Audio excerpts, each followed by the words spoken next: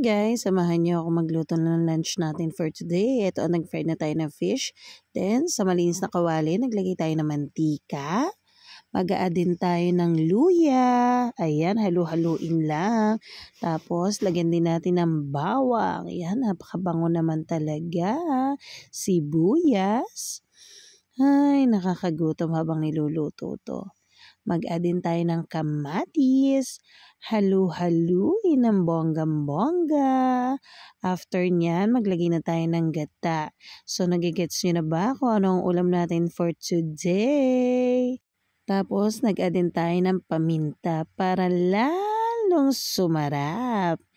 Eto pa, mag-a-add din tayo ng konting asin. Yan, para merong konting alat. Ayan, pechay naman para healthy living. And lastly, add na natin ang ating crispy tilapia.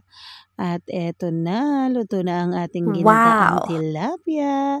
Kain po tayo. Thank you Lord sa food. Napakasarap namang tunay. Thank you for watching guys. Ingat kayo palagi. God bless.